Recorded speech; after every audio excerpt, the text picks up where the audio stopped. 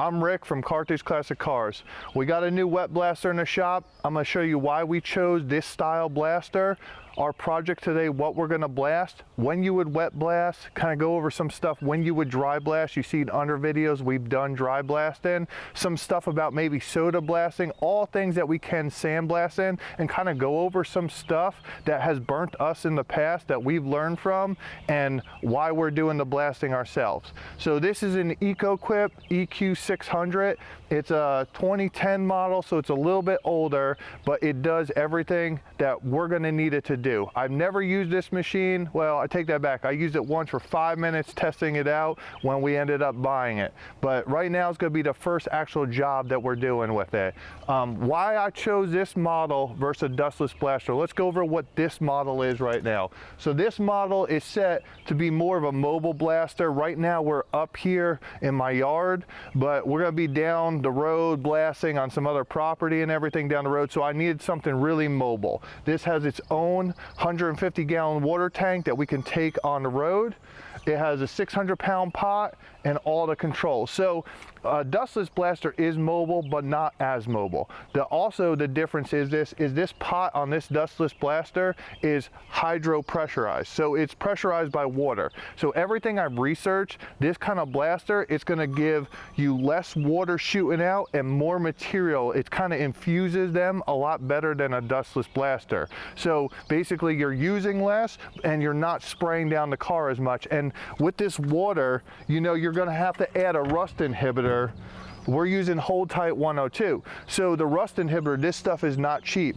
So something like that, saving water, is actually a big deal in this sense. Plus, the more water you get, the more chances of rust. So a dustless blaster, how it works, it's an air pressurized pot with water in it. So fluid comes up through the bottom and there's a cap that opens and closes, and as the air water shooting up, it's sucking in the sand through the bottom, where this is actually mixing it together. So that's why I chose a blaster like this. Plus I got a really good deal on this blaster. Actually, the owner that was using it uses it for more industrial concrete jobs, and they've only used it a couple times in the last 6-7 years. So the deal was, if he ever needed it, I would rent it back to him. So this is what we got. We're gonna go over the controls of it with the Hold Tight. And actually, here's the nozzles we're gonna use. I said he did concrete refinishing. They have more of a fan nozzle. We're gonna try this on some exterior panels, but I don't think this is the nozzle we're gonna go to. I just bought this XL Sandblast number 5 nozzle. I think that's gonna be good for what we're gonna do, and we're gonna try to take it easy on the panels. As far as the Hold Tight, this stuff right here, the reason I'm blasting myself is, man, we've hired wet blasters, we've hired dryer blasters, we've done all kind of blasting on cars over the years. It seems like every time I pay someone else to blast it, because I don't like blasting, honestly, but it seems to bite me in the butt that something happens, a corner is cut. One time wet blasting, the blaster told us that this rust inhibitor or version of this was in the car. It wasn't, or in the tank. So when the car was sprayed 2 hours later, it just went and started rusting, flash rusting. So another thing too, they say, and this has happened to us too, that one blaster said, oh yeah, I got this stuff in there, we'll blast in the rain. Well, we did that. It actually says in the directions, now that I've done the research, do not blast in the rain. How this Hold Tight stuff works, we have 100 gallons in the tank. It's a 50-to-1 ratio. So we put it in there, and what it's supposed to do, it's supposed to evaporate with the water. So what you do then is, once it evaporates, it actually cleans the metal and prepares it right for paint. You don't have to do anything else. Don't touch the bare metal once this stuff in the water has evaporated. Don't wash the car. Don't add any more water unless it has this stuff in there. So if you had to go through and pressure wash your vehicle after blasting, you need to make sure you add more Hold Tight in there if it's bare metal. So that's how the Hold Tight works. And you need it when you're wet blasting. If you don't have that, you're kind of going to be at a big problem that I've been there. You can use OSPO, stuff like that, to prevent the flash rusting, but then you have acidic levels. This will neutralize the water. It'll create a good environment to blast. So let's go take a look at our truck and what we're going to blast today, and go over some of the areas I would do different types of blasting and what we're going to do with this project and why wet blasting's good for this one. All right, so we got our blast nozzle attached on the end of our blast hose. You could see we actually have this machine was converted over to a pneumatic dead man switch, which is a trigger basically. They have problems with these and electric. With the water and electric, it's not a huge surprise. But so this is our blast hose. This is our setup. This is what we're gonna run. We got the reason we're doing this up here, we got this truck. This is a buddy of mine's truck. He contacted me a while ago and I told him to wait, that we were looking for a blaster. And this is a truck that we have a deal worked out that it's a perfect truck for me to test out on. He bought it really cheap. It's a donor cab for his truck right now. I'm gonna do the metal work on it, and basically he has no connection to this truck. He doesn't really care about this truck. I mean, we're not gonna destroy it, but for the first time blasting and using something, I'd rather use a truck like this where I can find another one versus a Hemi Cuda or something. So that's why we decided to choose this truck. It was the perfect timing for it. You know, when he came here, what we're gonna end up doing, like you said, the truck's actually in pretty good shape. I think I know what to expect. There's not any multiple layers of paint, so I don't think there's gonna be any surprises. But the wet blasting is gonna be really good, because wet blasting, it's going to control the heat. We're going to try to do these panels. We're going to try to take it easy on them. And I think dry blasting, when you're hitting it really hard, these long panels, it's going to want to start warping everything. I don't think this truck's going to be too bad, and we're going to test out certain areas on this truck first to make sure we can and can't do certain things. I think even with the wet blasting, you can't do hoods. We're not going to touch the roof of this truck. It's got that low crown on it, and I just think the blaster is going to be too much. So I'll hand strip this, and we're going to work down at the bottom first, and I'm going to take a stick and a straight edge and just keep checking the truck just to make sure we're not warping it. I know the difference about me and why I'm going to do it, most sandblasters, not everyone, is just in speed. The faster they can blast something, when they quote you, the more money they can make and they can move on with the job. We're going to try to take this truck slow, because I have to fix anything that's damaged. I don't care what you said. I've heard it 30, 40, 50 times from different blasters. I never warped a vehicle in my life. I don't know what other people are doing. What they do, they blast the truck, they pack out and roll out, and then I'm the one that puts a straight edge on it and sees the ripples down the whole truck, and we have to fix it. It always happens, so we're gonna monitor as we're blasting.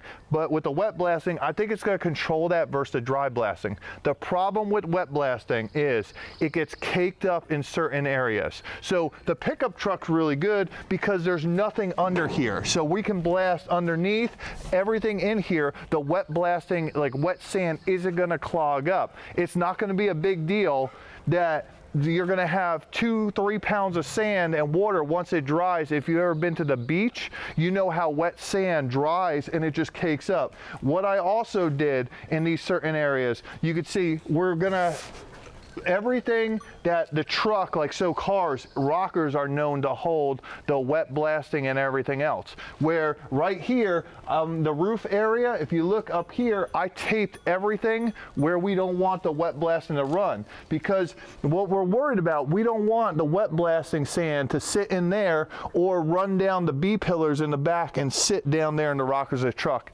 We might get some in there. We're gonna try to wash it out and spray it out. So if you have a car, the quarter panels are on it, if you know it's complete, wet blasting might not be the ideal situation for you. A lot of times dry blasting might be better because it's easier to get air hoses in there and spray it out. You've seen me dry blast on the last video, and you could see a lot of times we will do that if the car's complete. But if you have a car like, or a truck like this, a vehicle like this where everything's cut out, there's really nowhere to have the water cake up in, then wet blasting's an option. Just remember that. You gotta get the sand out on wet blasting because it clumps up in there.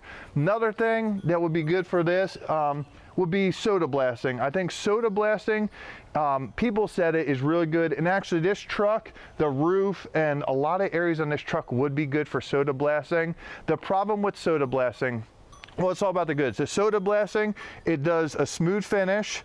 It really is not, it's not harmful to the panels. It's not aggressive enough to be harmful. So it creates a really nice finish. It's smooth, and I think, and it cleans up really well. You can just sit there and it'll just evaporate and wash out. So that's the benefits of soda blasting. The problem with soda blasting and why I've never tried it is the horror stories I hear online. Soda has a higher pH. I think it's like an 8.8, 8.6, something like that. So it's almost like putting phospho and other acidic materials on the paint, which is fine, except the fact that you have to, when you go adhere to some paints to it, it has a chance of delaminating and coming off. So that's my problem with soda and why I've been scared to use it. It would suck to soda blast a whole vehicle and then go paint it and then the paint start peeling off.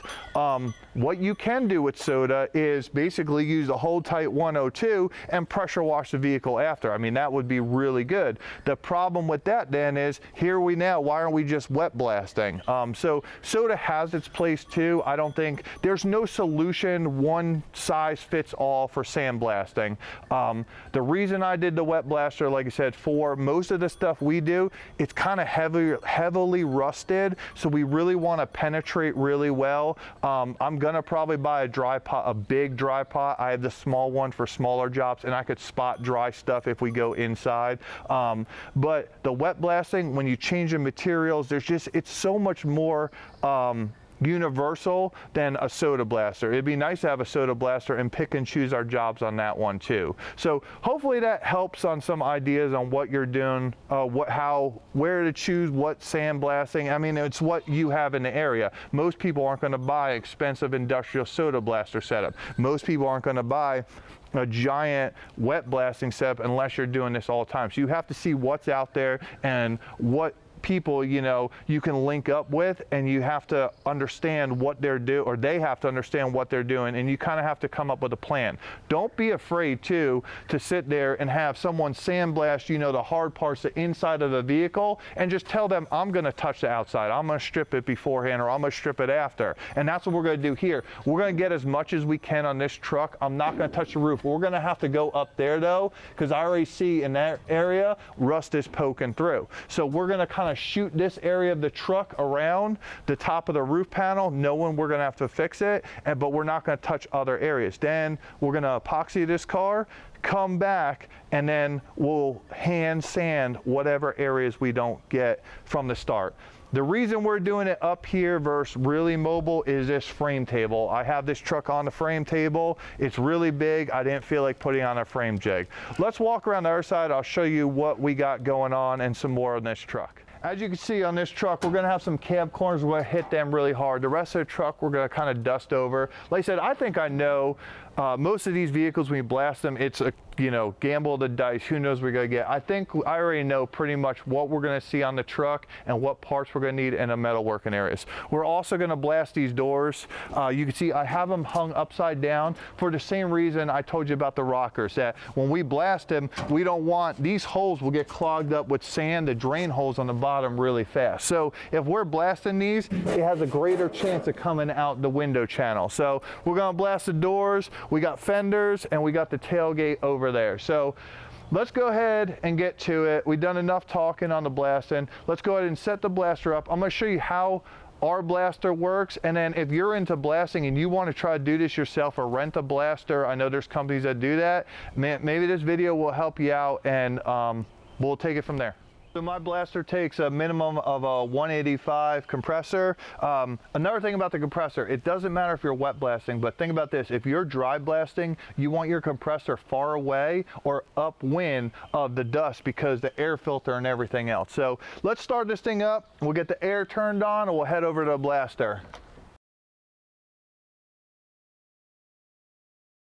Obviously this stuff was already hooked up before we turned on the compressor, but going back through it, if you were gonna hook it up, we have our blast hose connection right here, our air coming in from the air compressor. What you need to do, make sure any air connection has these little lines right here to hook up the safety clip. So make sure you do that. And then this also helps right here if the hose comes off and it starts swinging, that's gonna catch it. So we got our dead man hooked up. We have air pressure coming to the inlet of the blaster. We're gonna go ahead and turn our emergency stop off, basically. Well, we're turning it on, but it's the opposite. So we're gonna make sure we got blast pressure coming in, and we're looking at 60 PSI. This machine runs 100 PSI max on the inlet. So let's go to the other side and we'll take a look what we got.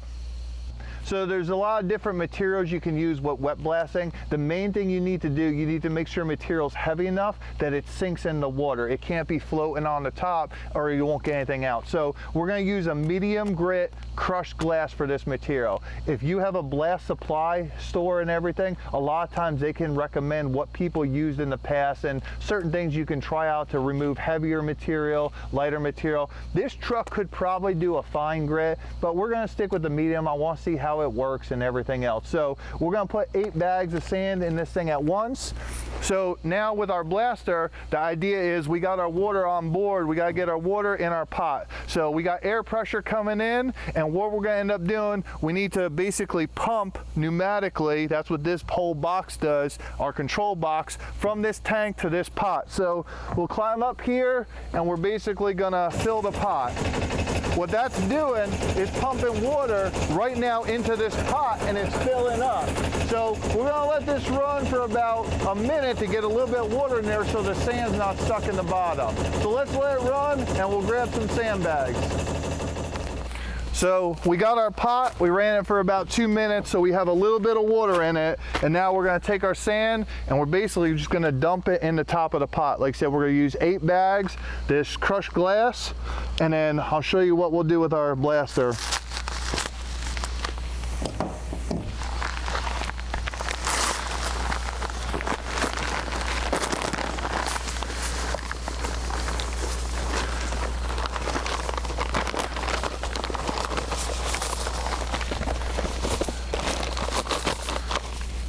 This machine's really cool because it's got its own little rinse valve.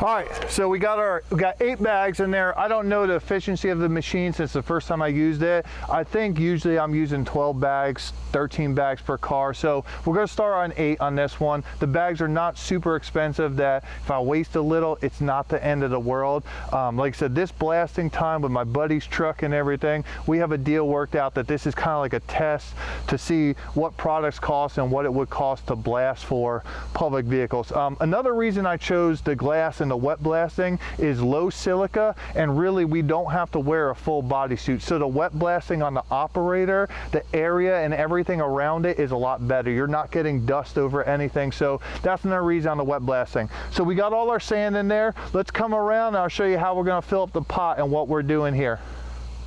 What I like about this blaster too, everything is pneumatically controlled. There's no electronics on it. That's why you hear that pumping. It's all run by air driven and valve. So basically what we're gonna end up doing now, we gotta finish filling our pot. We have sand and material in there, so we gotta fill the pot and get the blast pressure up. On your air blasting, you just turn the pot, lift it up, and then that would be the end of it. So let's go ahead and fill it up. And what we're gonna do we're gonna crack this vent valve, because what that's gonna end up doing, as air's coming up, it's gonna release it out of this area since it's lower than the vent bowl. So we're gonna, once we see water coming out of there and no air, we stop.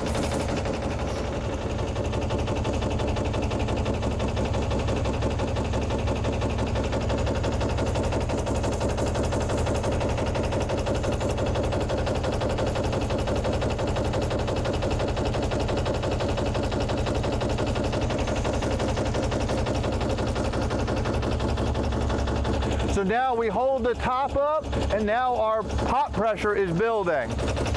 And we should see it. I just bought this gauge, but we should see there our pot pressure gauge is starting to go up. And this is all set from the Ecoquip system. So we're gonna just let it go and fill up to the desired pot pressure. And then once it stops pumping, we'll turn it off.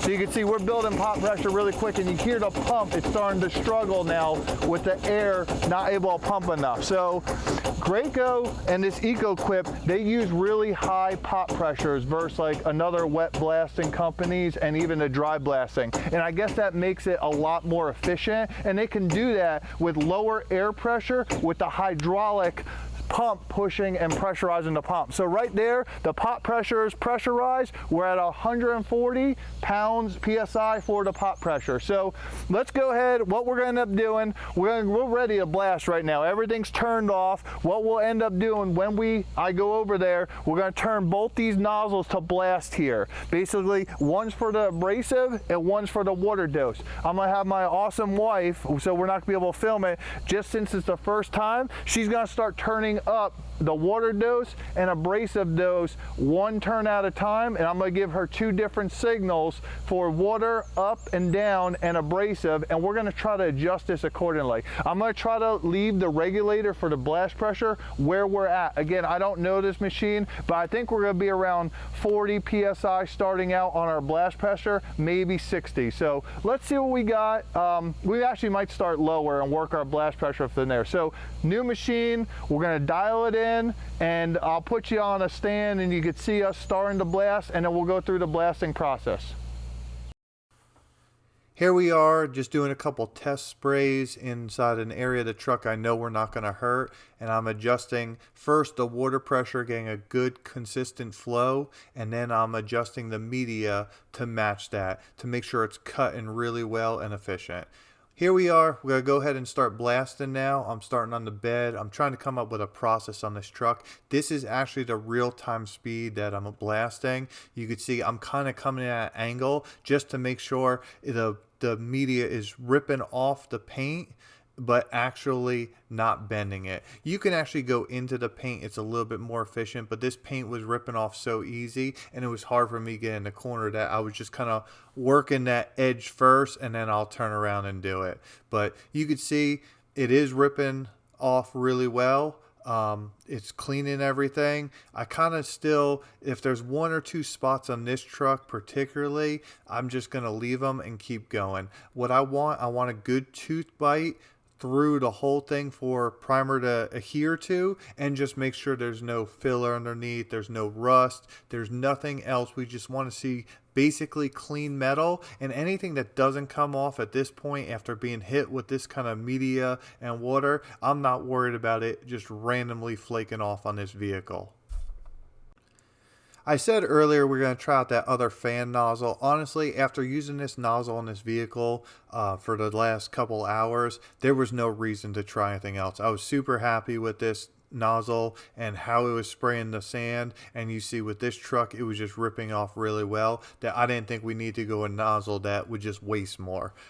This whole job took me to blast this truck 6 hours. The number one problem, and really what took the longest, was underneath. You see I'm wearing this face mask, and it's not bad. You can see the sun's kind of glaring my eyes, but once the water sprays back on you, you have to keep changing out the mask. So when I was underneath this truck, it was mostly a spray and pray type of deal. We're just doing an area kind of blind because everything's falling down on you, and spraying back, and that's really what took the most amount of time. If I can get a vehicle on my rotisserie and then blast them, then this job I think would have been so much more efficient and would have come out a lot better underneath, at least too, in the process. You could see we picked a perfect day. We actually did kind of put back our blasting 3 days. It was raining the day I actually wanted to blast. I'm really glad that we picked today. You can see the sun shining. It's drying up the truck really fast, and the job is coming out so much better. So try to work with the weather. Try to blast on certain days.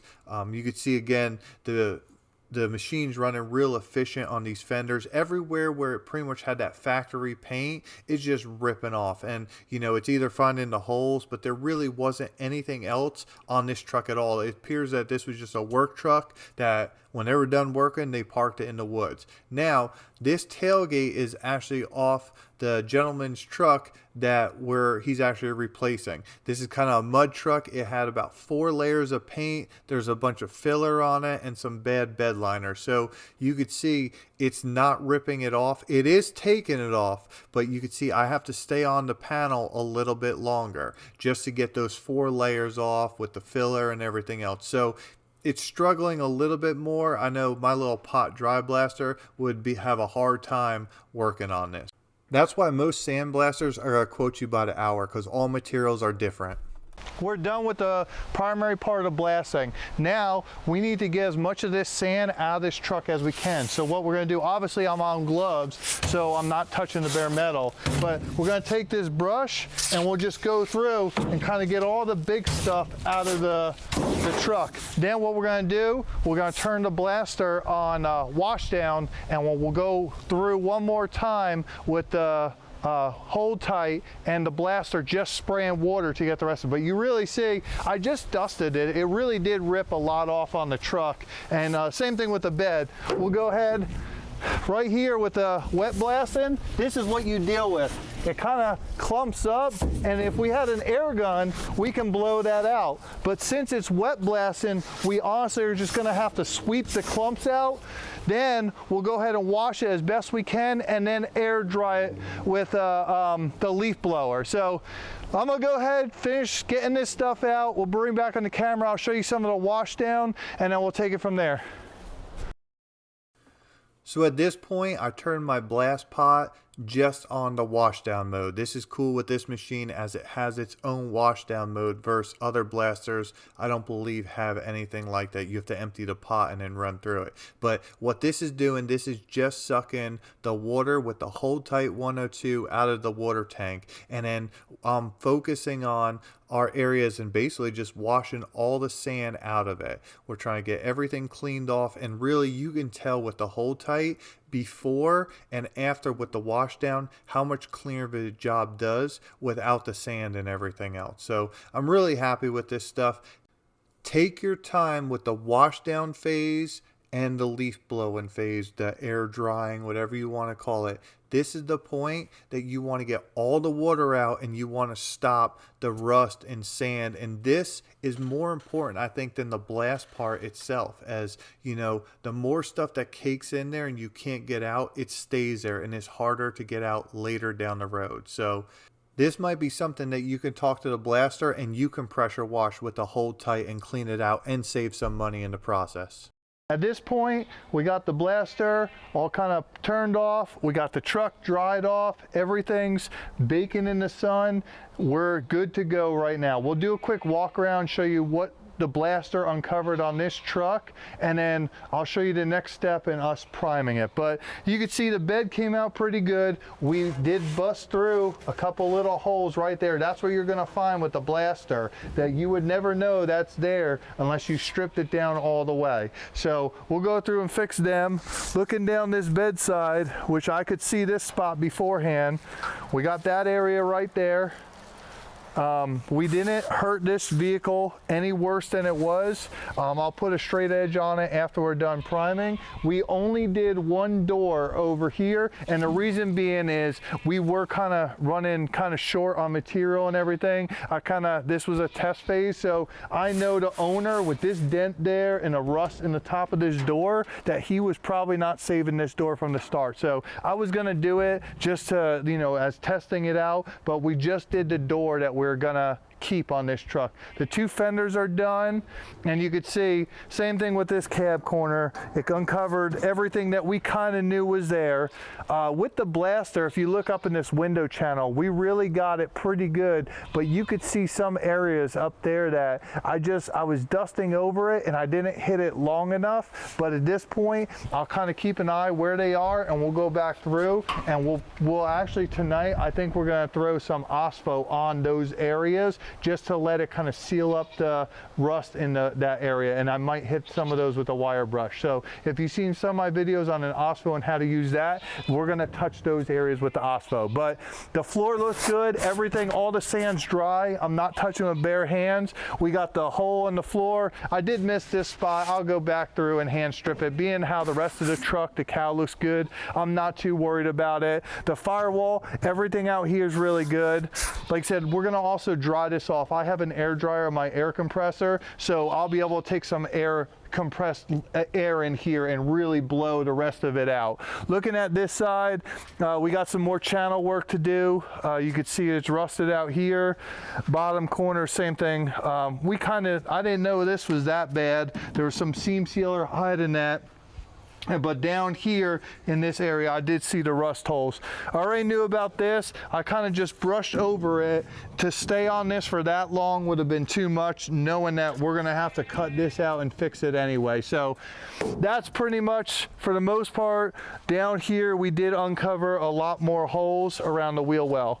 So where we're at right now on this truck, we're gonna get it pushed back in the garage. I'm gonna OSPO tonight. That will be, we can't prime it for 24 hours then, and we'll go ahead and blow it out really well tomorrow, and then tomorrow night around this time, give or take, we'll go ahead and put epoxy in this truck and seal it up. That hold tight should give us 72 hours, and being that it's so sunny and so such a nice day out here, it really did dry nice, and I'm not worried about this thing flash rusting. So we probably have longer, but we're not gonna push our luck. So stay tuned, we come back, we should have this thing blown out, the OSPO cleared up on it, and I'll be spraying some epoxy on it. Here's a couple shots underneath the truck. Like I said, this was a spray and pray type of deal. Even the other areas, they have pitting on them from where they were hit by sand, just not as aggressive to completely pull off all the material. It was just hard to not be able to see, but all in all, I think it come out really good. I think the owner's going to be happy with the way this job was done. The bed, like I said, I went through, same thing. We were running through the whole bed, and I didn't really focus in on the really, really deep rust pits. This bed had it all over. Again, probably a work truck, had stuff sitting in there, gouging it really bad, and then water over the years just sitting in it. So what we're going to do, we're going to take those pits, put in OSPO, which can be found at pretty much any local hardware store. It's an acid, so don't get it on the floor, don't get it on your hands, and I'm kind of just walking it down, and I'm giving it about 5-10 minutes to seat up, and then I'm coming back through and I'm wiping it just so it's damp on the area. What that's going to do in the next 24 hours, it's going to go through, eat up the rust, and turning into an etching primer surface that we can bond over with the epoxy. So you'll see on the epoxy, everything will look good. 24 hours later, we're going to shoot some epoxy on the pickup truck. We're going to be using the Omni MP171.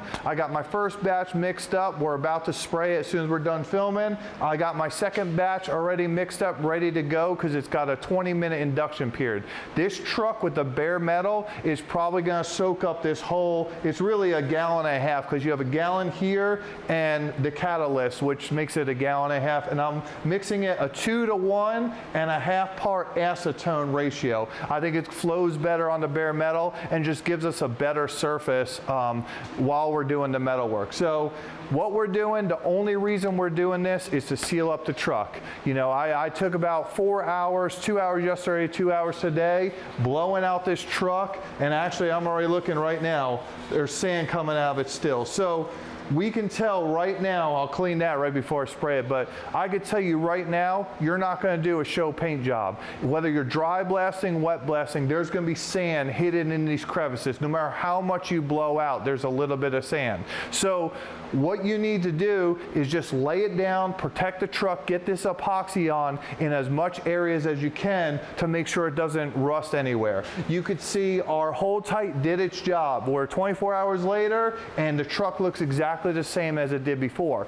We did the OSPO 24 hours ago, and that's because we had some rust showing up that the blaster did completely eat out. So the OSPO basically converts the rust to an etching style primer that we can lay the epoxy over and seal up. The main thing after the OSPO, what I ended up doing was just wiping lacquer thinner down. So that's going to neutralize the acidic level in the OSPO and make it good for this epoxy to be used. I've done this plenty of times on vehicles and haven't had any problems delaminating. So let's go ahead. We're going to spray this epoxy on right now. The reason we chose white is honestly, it's the only thing that the paint shop had in stock. The black and gray, they've been back ordered for 2 months now. So it's not a problem. It doesn't matter what color you're shooting it for if you're laying it for what we're doing. Actually, you're probably better off using a different color than like your polyester primer so you know when to stop. If your polyester primer is white and you're blocking a vehicle down, you hit your base, it turns black, you know to stop before you get back to the bare metal. So it could help you out if you use a different color. So let's get to spraying this thing. I'll clean this tail light out now and I'll check that one more time. And we'll go ahead and lay some epoxy down, come back for some final thoughts. So here we are, we're laying our first coats of epoxy out.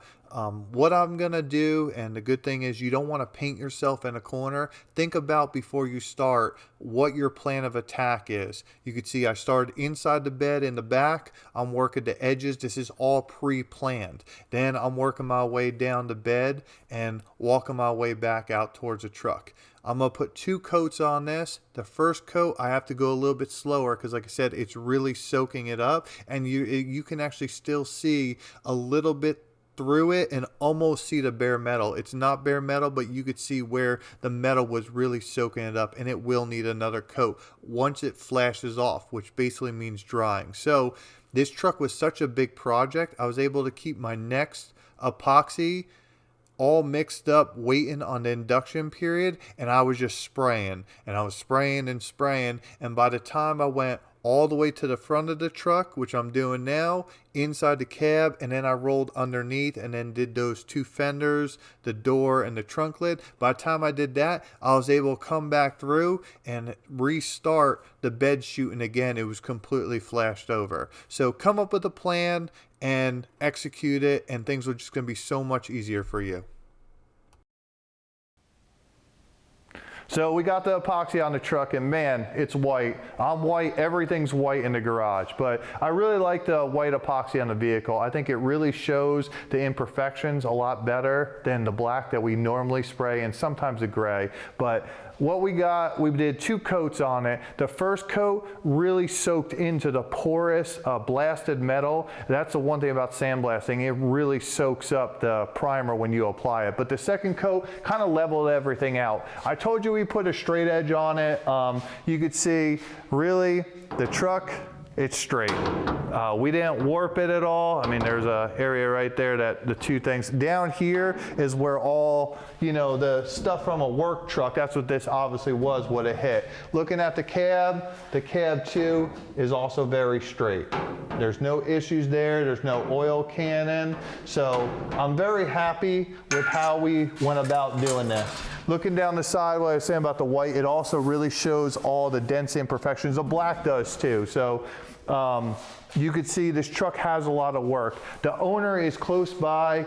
He's gonna come out here about a week or so and we'll come up with a plan. I think he's putting bed liner on here, and I know there's certain things that he wants to do on this truck that we just need to go over and come with a plan. I think it's gonna be worse than I think he thought it was. It's not as bad as I thought it was, but there's other areas that we need to go over, being that he's local, and I need to find out what level he wants to take this truck. You know, he says he wants to have a nice truck to enjoy shows. Well, that's different for all people. So he could come here, this is the way to do it. I think if you're at home and you have a vehicle and you wanna restore it and, you know, keep it around, and you want a truck that's car, truck, any vehicle that's rust free, you really gotta, one, strip it down. You see, we don't have anything on this truck. There's no door hinges, there's no window cranks, there's nothing on this vehicle, there's no windows, because all that stuff, even taped up, that sand will get in there, especially gear items, and it just stays in there. So